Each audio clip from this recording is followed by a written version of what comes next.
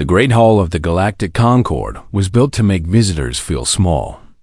Its ceiling stretched so high that clouds sometimes formed near the top. The walls were made of living crystal that changed color with the mood of whoever controlled the room. Today, the crystals glowed a satisfied orange. Ambassador Kethrix stood at the center of the hall, his insect-like body covered in ceremonial robes. His species, the Volcari, had ruled this part of the galaxy for 10,000 years. They had seen countless younger species rise and fall. They had watched empires crumble and new ones take their place. But they had never seen anything quite like humans. 300 years ago, humanity had stumbled into the galaxy like a child wandering into a room full of adults. They were small. They were weak. They lived barely a century before dying of old age. Their bodies broke easily, and they needed constant food and water and sleep. And yet, somehow, they refused to die. Kethrix clicked his mandibles as he watched the human delegation enter the hall. There were 5 of them, dressed in simple dark uniforms. At their head walked Admiral Chun, a woman whose hair had turned gray, but whose eyes remained sharp as broken glass. Behind the humans came the Thrum delegation. These were massive creatures, standing 7 feet tall with 4 muscular arms and skin covered in thick scales. The Thrum were warriors. They had been bred for combat over 50,000 years, their bodies designed to kill. Their leader, a scarred veteran named Vorum, took his place at the opposite end of the hall. Kethrix allowed himself a moment of satisfaction. Everything was going according to plan. The Amber Worlds were the prize everyone wanted. 7 planets rich in rare minerals, sitting at the edge of council space. Both humans and Thrum had claimed them. Both species had sent colonists. And both were ready to go to war. A war between humans and Thrum would solve many problems for the Volcari. The humans were becoming too successful, too influential. They adapted too quickly, learned too fast. Other species were starting to respect them, even admire them. This was dangerous. The Thrum, meanwhile, were simply annoying. Their war clans raided too often and disrupted trade. They needed to be kept busy with something other than attacking Volcari merchant ships. A war between the 2 species would weaken both. The Volcari could then step in as peacekeepers and claim the Amber Worlds for themselves. But Kethrix had devised something even better than war. He had devised a massacre. "We are gathered here to sign the final agreement," Kethrix announced, his voice echoing through the Great Hall. "This treaty will bring peace to the Amber Worlds and prevent unnecessary bloodshed." Admiral Chun stepped forward. Her face showed nothing, but Kethrix had learned to read human body language over the years. She was suspicious. Good. Suspicion would not save her people. "The terms of the agreement are simple," Kethrix continued. "Both humans and Thrum will be granted settlement rights to the Amber Worlds. However, to prevent conflict, certain rules must be followed." He activated a holographic display that filled the center of the hall. Words appeared in dozens of languages, spelling out the terms of the treaty. First, a transition zone will be established around all 7 planets. Within the zone, no advanced weapons may be used by human forces. Chun's eyes narrowed. Define advanced weapons. Kethrix had prepared for this question. Energy weapons of any kind. Projectile accelerators. Guided missiles. Chemical propellants. Electromagnetic systems. Nuclear devices. Anything developed after your species' pre-industrial era. A murmur went through the human delegation. One of the younger officers leaned close to Chun and whispered something urgent. She silenced him with a look. "And the Thrum?" Chun asked. "Are they bound by the same restrictions?" Kethrix spread his arms in a gesture of false regret. "The Thrum have made no such agreements. Their religious laws forbid them from surrendering their weapons. Surely you understand." The message was clear. Humans would be disarmed. Thrum would not. Any conflict between them would be a slaughter. Elder Vorum let out a rumbling laugh from his side of the hall. His warriors joined in, the sound filling the chamber like thunder. They already saw the humans as prey. Soft creatures with fragile bodies, soon to be stripped of the technology that made them dangerous. Chun remained silent for a long moment. The crystals on the walls flickered between colors, unable to read her emotions. "If we refuse to sign?" she asked finally. "Then the Concord will recognize the Thrum claim to the Amber Worlds," Kethrix replied. "Your colonists will be given 30 days to evacuate. Any who remain will be considered trespassers." It was an impossible choice, and Kethrix knew it. The humans had invested too much in those colonies to abandon them. They had sent thousands of people, built cities, started families. They would not leave. But staying meant fighting the Thrum with nothing but their bare hands. Chun turned to consult with her delegation. The whispered conversation was intense, with several officers shaking their heads. But Chun seemed calm. Too calm, perhaps. When she turned back to face the hall, her expression had not changed. But there was something in her eyes that Kethrix could not identify. It looked almost like anticipation. "We accept the terms," Chun said. "Humanity will sign the final agreement." Kethrix felt a surge of triumph. He had expected more resistance, more negotiation. The humans were famous for finding loopholes in treaties, for turning disadvantages into advantages. But this time, there was no escape. The treaty was perfect. The signing ceremony took less than an hour. Chun pressed her hand to the document, leaving a genetic signature that bound all of humanity to its terms. Vorum did the same for the Thrum, though his signature was merely a formality. His people were not restricted by the agreement. As the delegations prepared to leave, Kethrix approached Admiral Chun. He wanted to see defeat in her eyes, wanted to taste her despair. "A wise decision, Admiral," he said. "The Concord values peace above all else."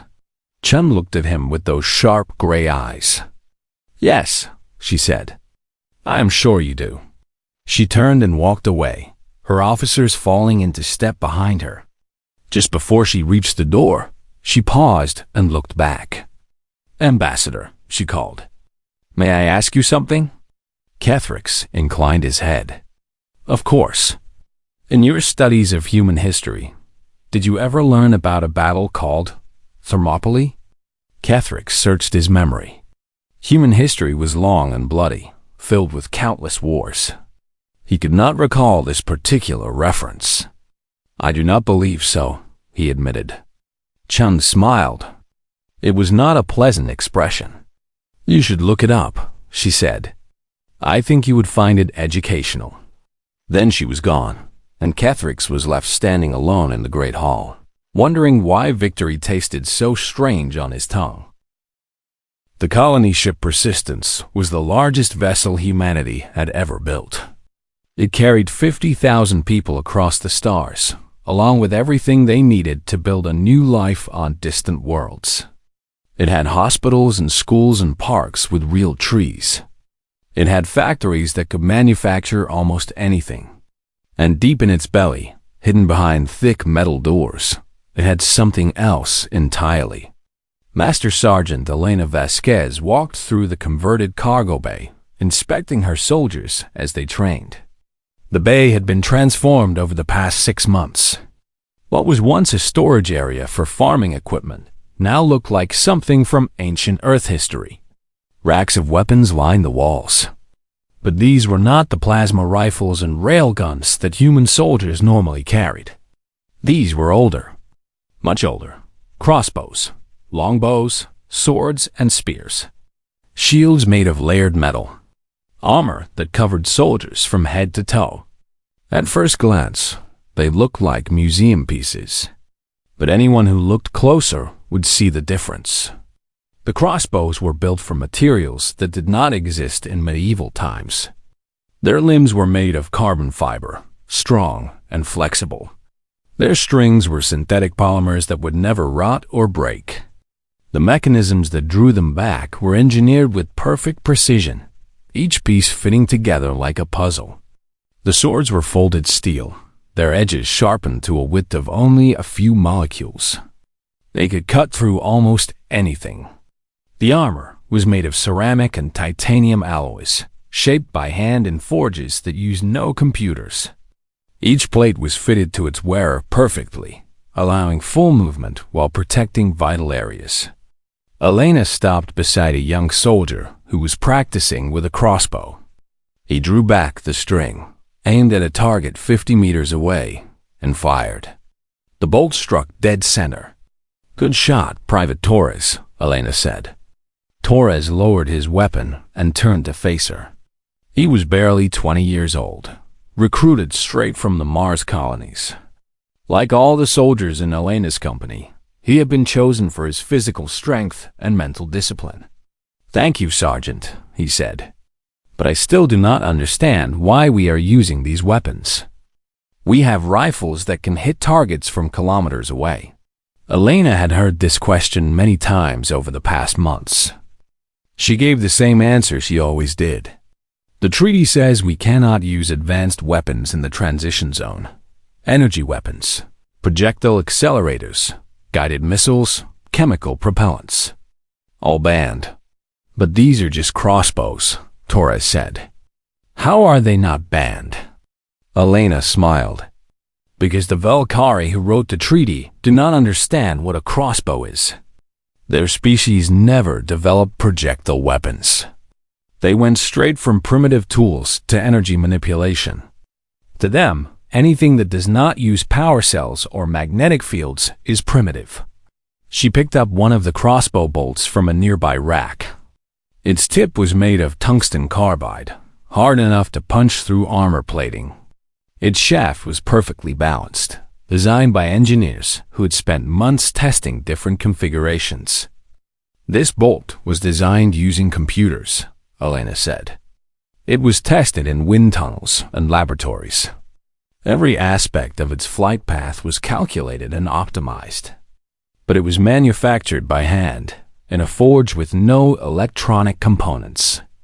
Technically, by the treaty's definition, it is a primitive weapon." Torres looked at the bolt with new respect. "So we are following the rules." "We are following the exact letter of the rules," Elena confirmed. "The Valkyrie wanted to disarm us. They wanted us helpless against the Thrum. But they made a mistake. They assumed the primitive meant weak."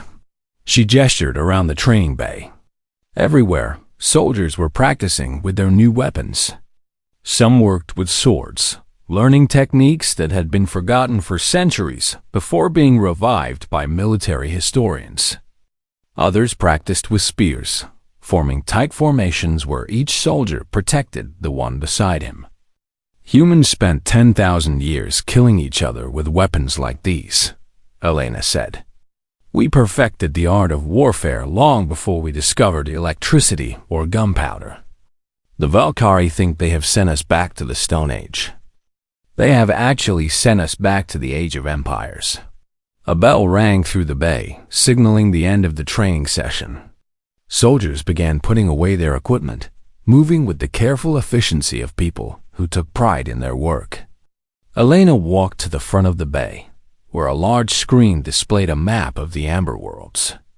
7 planets, each marked with locations where human colonies had been established. And surrounding those colonies, red zones indicated areas where Thrum war clans had been spotted. Colonel Marcus Webb stood before the screen, studying the tactical situation. He was Elena's commanding officer, a veteran of 3 colonial wars who had volunteered for this mission despite being old enough to retire. "The Thrum are gathering," Webb said without turning around. "Our scouts report at least 5 war clans within striking distance of Colony 7. That is roughly 1,500 warriors." Elena stood beside him. "When do we expect them to attack?" "Within the month. They are waiting for all their clans to arrive. The Thrum believe in overwhelming force. They want to crush us in a single battle, make an example that will frighten the other colonies into surrendering. What are our numbers? 400 soldiers in the 4th Irregulars. Another 200 militia from the colonists.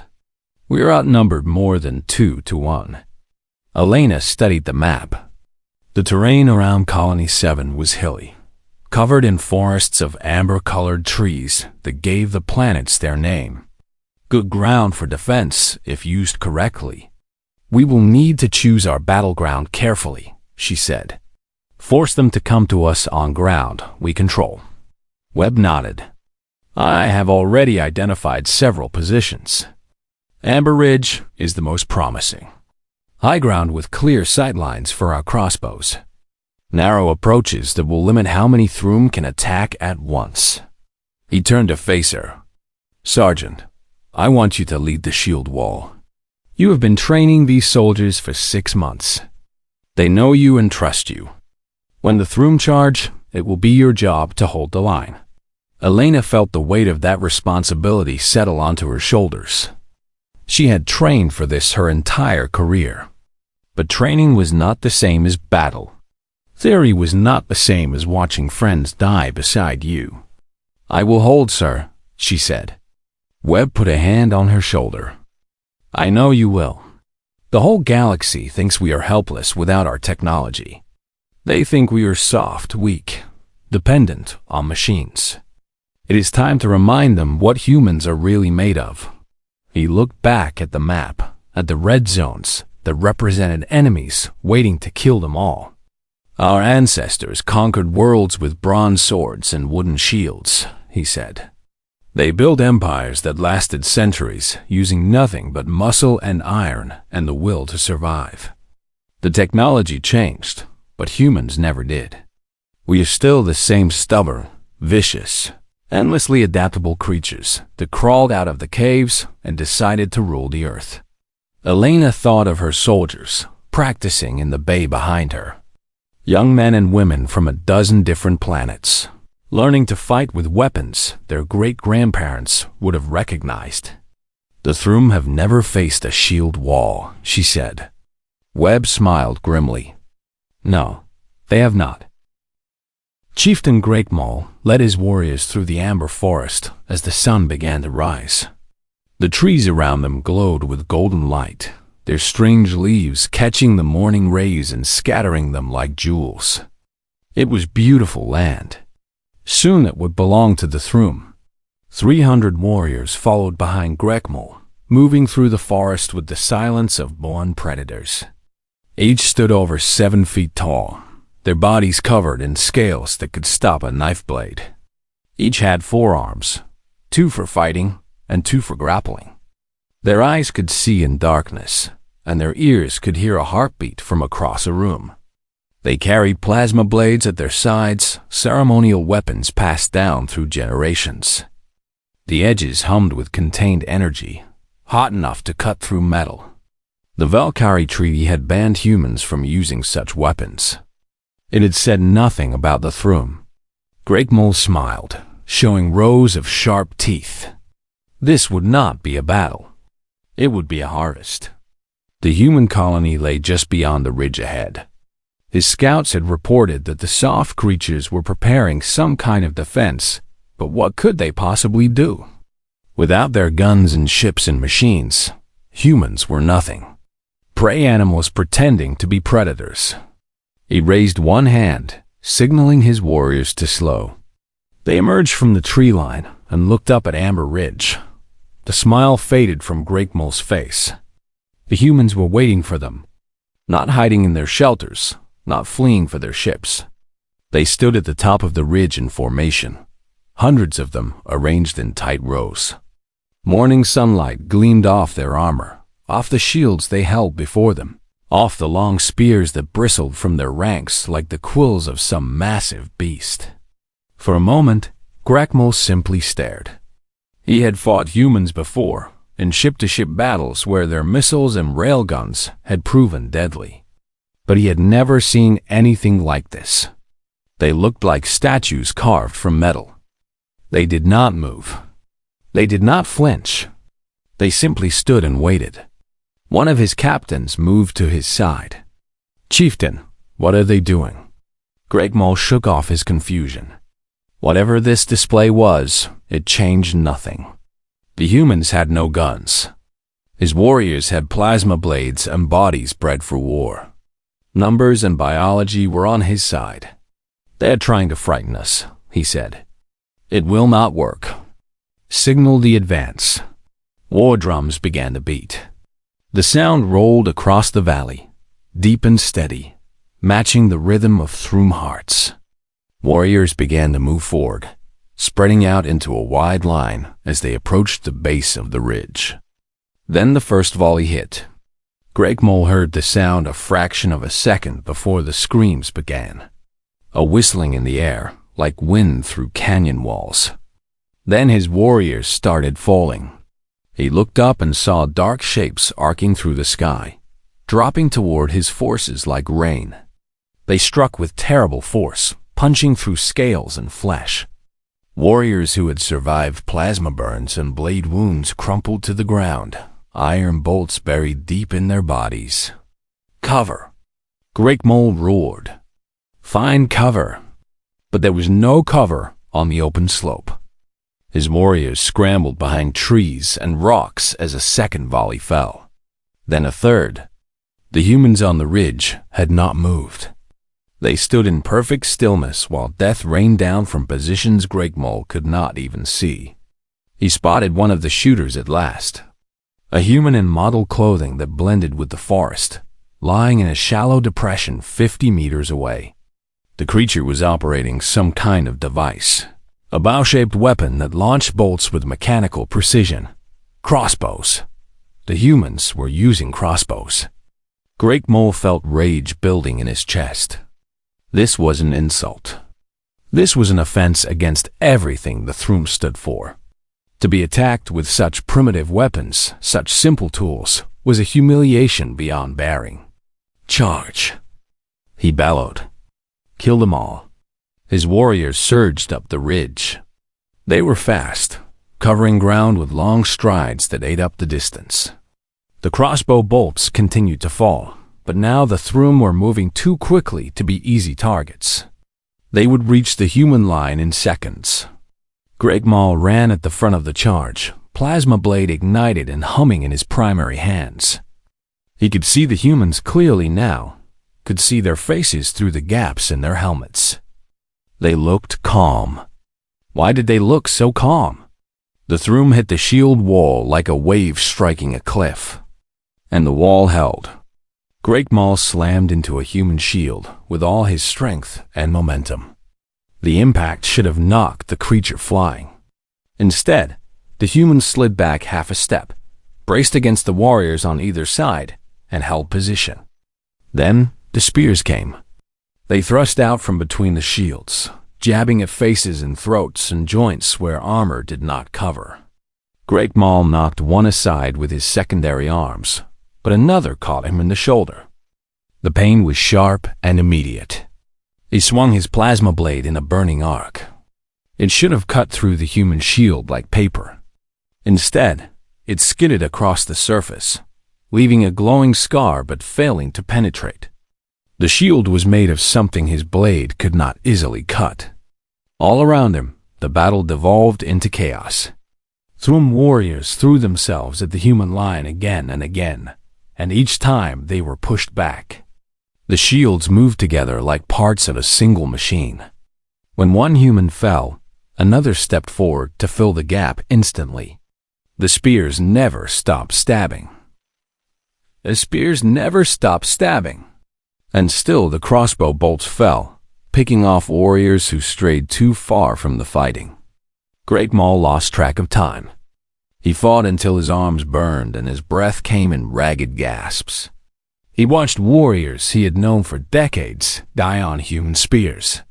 He watched his proud war clan being slaughtered by creatures half their size. Finally, he heard a sound that broke through the roar of combat. A horn, blowing 3 long notes. The human signal for something. The shield wall began to move. Not back, not retreating, Forward, step by step, the humans advanced down the ridge. Their shields stayed locked. Their spears kept thrusting. And the Thrum, exhausted and bleeding, began to give ground. Gregmal felt something he had not experienced since he was a child, something he had thought his warrior training had burned out of him forever. Fear. Fall back. He roared. Fall back to the forest. His surviving warriors turned and ran. There was no order to the retreat, no discipline. They simply fled, scrambling down the slope while crossbow bolts chased them. Gregmal was the last to leave. He stood at the base of the ridge and looked up at the human line. They had stopped advancing. They stood in formation, silent and still, watching him go. One human stepped forward from the line. A woman with dark hair and eyes like chips of ice. She removed her helmet and held his gaze across the distance between them. She did not smile. She did not gloat. She simply looked at him with an expression he could not read. Then she turned and walked back to her soldiers, and Gregmal limped into the forest with the ruins of his war clan. He had brought 300 warriors to the ridge. Fewer than 200 followed him now. The humans had lost perhaps 20. As he fled through the amber trees, Gregmal thought about what he had witnessed. The shields that could not be broken. The spears that never stopped. The bolts that fell like deadly rain. He had underestimated them. They all had. And somehow, impossibly, the prey had become the predator. The crystals in the great hall of the Galactic Concord had turned a sickly gray color. They reflected the mood of the assembled ambassadors, none of whom could quite believe what they were hearing. Kethrix stood before a holographic display, watching battle reports scroll past in damning detail. 17 engagements between human and Thrum forces. 17 human victories. Casualty ratios that should have been impossible. This is a mistake, he said for the 5th time. The data must be corrupted. Elder Vorum of the Thrum rose from his seat. He was old for his species. His scales faded to a dull gray, but his voice still carried the authority of a lifetime spent commanding warriors. There is no mistake, Ambassador. I have spoken with the survivors myself. The humans have found a way to fight us. An effective way. With pointed sticks? Kethrix, as mandibles, clicked in disbelief. With sharpened metal? Your warriors are bred for combat. They should tear humans apart with their bare hands.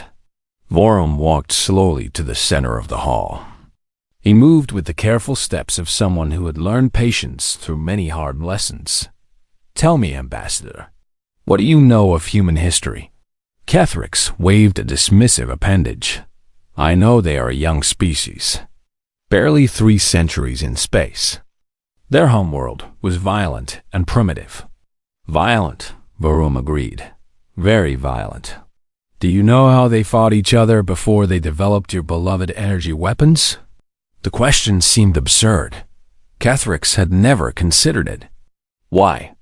Would anyone study pre-technological warfare? Vorum activated a new display. Images appeared. Drawings and paintings from human history. Armies clashing in dusty fields, soldiers in metal armor. Siege engines throwing stones at city walls. Humans spent 10,000 years perfecting the art of killing each other, Vorum said. They did not have plasma blades or railguns. So they made do with what they had. Iron, steel, leather, and wood. The images shifted. Formations of soldiers moving in perfect unison. Shield walls advancing like slow-moving tides. Crossbow volleys darkening the sky. They developed tactics that allowed weak creatures to defeat strong ones. They learned to fight as single units, each soldier protecting the others. They created weapons that could kill from a distance, before the enemy could close to fighting range. Kethrix studied the images with growing unease. He saw soldiers dying by the thousands. He saw cities burning. He saw a species that had made war into a science long before they understood what science was. The Velkari never developed projectile weapons, Vorum continued. You went from primitive tools directly to energy manipulation. The same is true of most species in the Concord. We never needed to fight the way humans did, so we never learned their methods. But the Thrum, Kethrix protested. Your species was engineered for warfare. For a specific kind of warfare, Vorum corrected. Close combat, individual strength and speed. We overwhelm our enemies with physical superiority. We do not form shield walls. We do not fight as formations. We do not rain death from a distance while standing perfectly still. He turned to face Kethrix directly. You gave the humans a restriction that played to their oldest strengths. You took away their modern weapons and forced them to rely on their most ancient skills. Skills they had forgotten, but never truly lost. The doors of the great hall opened. Every ambassador turned to watch as Admiral Chun entered, her gray hair pulled back and her uniform crisp and clean. Behind her walked a Thrum warrior, limping slightly but holding his head high. Kethrix recognized him from the battle reports. Chieftain Grakmal, commander of the first war clan to face the humans at Amber Ridge. He had lost an arm in the fighting but refused to accept a prosthetic. Ambassador Kethrix, Chun said, thank you for arranging this meeting. Kethrix struggled to find words. Admiral Chun, I did not expect, that is to say. You did not expect me to be alive? Chun smiled slightly. I understand. You designed your treaty to ensure my people would be slaughtered. You assumed we would be helpless without our technology. She walked to the center of the hall and stood beside Vorum. Great Maul took a position behind her, a Thrum warrior apparently serving as bodyguard to a human commander. Let me tell you what you failed to understand, Chun said. Humans did not become dangerous because we invented guns and missiles and starships. We invented those things because we were already dangerous. The technology was just a tool. The willingness to use it, the creativity to adapt it, the stubbornness to keep fighting no matter the odds, that was always inside us. She gestured at Grakmal. The chieftain and I have had many conversations over the past weeks. At first, he wanted revenge. His warriors had died. His pride had been wounded. He came to the negotiating table ready to demand blood. Grakmal spoke, his deep voice filling the chamber. Instead, the Admiral offered me something unexpected. She offered respect. The Thrum are warriors, Chun said. They value strength and courage and skill in combat. When we defeated them, we earned the right to speak with them as equals. When we treated their wounded and returned their dead with honor, we earned something more. Kethrix felt the situation slipping away from him. This was not how it was supposed to go. The humans should have been begging for peace, offering concessions, surrendering their claims to the Amber Worlds. What are you saying? He demanded. I am saying that the Thrum have withdrawn their claim to the Amber Worlds, Chun replied. In exchange, humanity will provide them with something they want very much. And what is that? Great Maul bared his teeth in what Chun had taught him was called a smile. Training. The word fell into silence. Every ambassador in the hall stared at the unlikely pair standing before them. A human admiral and a Thrum chieftain, enemies who had become something else entirely. The Thrum are strong, Chun explained. They are fast and tough and brave. But they have always relied on individual combat skills. They have never learned to fight as formations, to coordinate their strengths, to use tactics developed over thousands of years of human warfare. She turned to look directly at Kethrix. We are going to teach them. Human instructors will train Thrum warriors in the methods that defeated them. Shield walls, coordinated volleys, defensive positions and strategic retreats and ambush tactics. Kethrix felt his thorax constricting. The implications were horrifying. Thrum warriors were already dangerous. Thrum warriors trained in human combat doctrine would be devastating. You cannot do this, he said. The treaty forbids. The treaty forbids advanced weapons in the transition zone, Chun interrupted. It says nothing about sharing knowledge. It says nothing about training exercises. It says nothing about building an alliance between two species that you tried to turn against each other. She stepped closer to him, and for the first time, Kethrix understood why humans had survived so long in such a hostile universe. It was not their ships or their weapons or their technology. It was their eyes, cold and calculating and utterly without mercy. You wrote your treaty to destroy us, Chun said softly. You forgot the first rule of warfare. Never give your enemy time to adapt. Never assume you know what they are capable of. And never, ever back them into a corner. She turned and walked toward the door. Grakmol followed, and Vorum joined them. At the threshold, Chun paused and looked back. The Amber Worlds belong to humanity now. The Thrum are our allies. And the next time you try to manipulate us, Ambassador, remember this day. Remember what happened when you took away our weapons and thought it would make us weak. She smiled, and it was the same smile she had shown him when signing the treaty. The smile of someone who had already won. It just reminded us how dangerous we were before we had weapons at all. 10 years had passed since the Battle of Amber Ridge. Governor Chun stood on the balcony of the administrative center that humans and Thrum had built together. Below her, the city of New Harmony spread out in all directions, a strange and beautiful mix of human and Thrum architecture. Tall spires designed for four-armed climbers rose beside squat buildings meant for smaller residents. Parks and training grounds filled the spaces between. She was no longer Admiral Chun. She had retired from military service 5 years ago, choosing instead to help build something new on the Amber Worlds. A civilization that combined the best of two species. The morning sun cast long shadows across the training field below. A mixed squad of soldiers drilled in formation, moving through exercises that had been developed specifically for their unique composition. Humans and Thrum fighting side by side, each covering the weaknesses of the other. Human soldiers held the center of the shield wall. They were smaller, but their formations were tight and disciplined. They moved as a single unit, shields locked and spears ready. Thrum warriors held the flanks. They were taller and stronger, able to strike over the heads of their human allies. Their forearms let them wield shields and weapons simultaneously, adding layers of defense and offense that pure human formations could not match.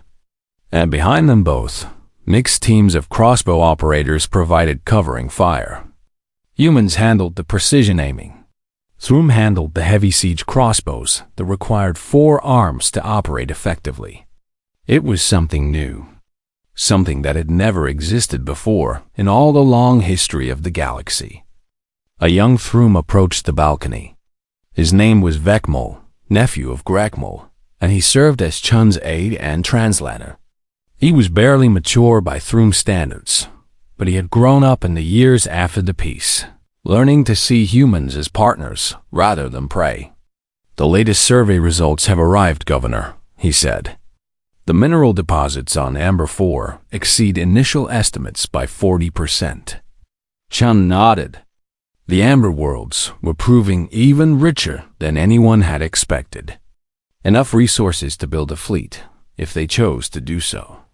Enough wealth to make them a major power in the galactic economy. How are the Concord ambassadors responding? Vekmol made a rumbling sound that was the Thrum equivalent of a laugh. Ambassador Kethrix has filed another formal protest. He claims that joint human-Thrum military exercises violate the spirit of the final agreement. The spirit, but not the letter. Exactly. The treaty only restricts weapons in the transition zone. It says nothing about what we can do once the territory is settled. And it says nothing at all about training programs or defensive preparations. Chun smiled. The treaty that Kethrix had designed to destroy humanity had become their greatest protection. Its precise language, meant to strip humans of every advantage, had instead created legal loopholes wide enough to fly a colony ship through. She thought about the journey that had brought them here. The fear and uncertainty of those early days when everyone expected slaughter. The long months of preparation, forging weapons that technically complied with alien definitions of primitive. The battles where disciplined formations faced down enemies twice their size. And now this. A new civilization rising on 7 worlds, built by species who had been enemies and became something more. "Governor," Vagmol said, "my uncle wishes to speak with you. He says it is important." Chun turned from the balcony. Greg Maul waited in her office, his massive form bent over a tactical display. He had aged in the past decade. His scales were duller, and the arm he had lost at Amber Ridge had been replaced with a mechanical prosthetic that whirred softly when he moved. But his eyes were still sharp, still carrying the fire of a warrior who had learned new ways to fight. "Old friend," Chun said, "what brings you here today?" Great Mo straightened. "News from the core worlds. The Valkyrie are building a new fleet. They claim it is for defense against pirates, but our sources say otherwise." Chum studied the display. Ships under construction at 6 Valkyrie shipyards. More ships than they had built in the previous century combined. "They are afraid of us. They should be." Greg Maul's voice carried grim satisfaction. "We have grown strong. Our population increases every year. Our warriors train constantly, and the minerals from these worlds will soon give us the ability to build ships of our own. Ships with weapons that do not violate any treaty. Ships crewed by humans and Thrum fighting together." Grekmol showed his teeth. "The Valkyrie thought they were setting a trap. They thought they could control us by taking away our technology. Instead, they reminded us of what we truly are." Chum moved to stand beside him. She was old now, her hair completely white and her body beginning to slow with age. But her mind was as sharp as ever, still planning, still thinking moves ahead. "When I was young," she said, "I studied history. Not military tactics or political strategy, but the deep history of humanity. How we survived when we were weak. How we grew when everything seemed set against us." She touched the display, zooming out to show the whole sector. Human and Thrum colonies marked in blue. Valkyrie territory marked in orange. Other species scattered between. "Do you know what I learned? Humans are not special because we're strong or fast or clever. Many species are stronger, faster, cleverer. We are special because we refuse to give up. We adapt. We learn. We find ways to survive when survival seems impossible." She looked at Grekmol. "The Valkyrie wanted to bury us with that treaty. They wanted to throw us into a hole and let us die. Instead, we used their shovel to dig ourselves out." Grekmol placed one of his massive hands on her shoulder. It was a gesture of respect among the Thrum, offered only to those who had earned it through combat or wisdom. "My people tell stories of the Battle of Amber Ridge," he said. "They sing songs about the shield wall and the rain of bolts. Human children learn our hunting songs, and Thrum children learn your battle hymns. We have become something new together, something the galaxy has never seen before, something they will learn to respect. Or to fear." Chun nodded slowly. The future was uncertain. The Valkyrie would continue to scheme, and other species would try to use humans and Thrum against each other. There would be challenges ahead, conflicts that could not be solved with shield walls and crossbow bolts. But humanity had faced extinction before and survived. They had been stripped of their weapons and still found ways to fight. They had been thrown into a trap and turned it into an opportunity. The Galactic Concord had thought they understood humans. They had watched humanity for 3 centuries and believed they knew what the young species was capable of. They were wrong. Humans were not defined by their technology or their weapons or their starships. They were defined by something deeper. A stubbornness that refused to accept defeat. A creativity that found solutions where none seemed to exist. A willingness to fight always, no matter the odds. The Amber Worlds were just the beginning. Chun could see that now. What started as a desperate defense had become the foundation for something greater. A partnership that combined the physical power of the Thrum with the tactical genius of humanity. An alliance forged in battle and strengthened by mutual respect. She looked down at the training field, at the soldiers who represented the future of two species. The galaxy had wanted to keep them primitive. Instead, they had reminded the galaxy what primitive really meant. And they were just getting started.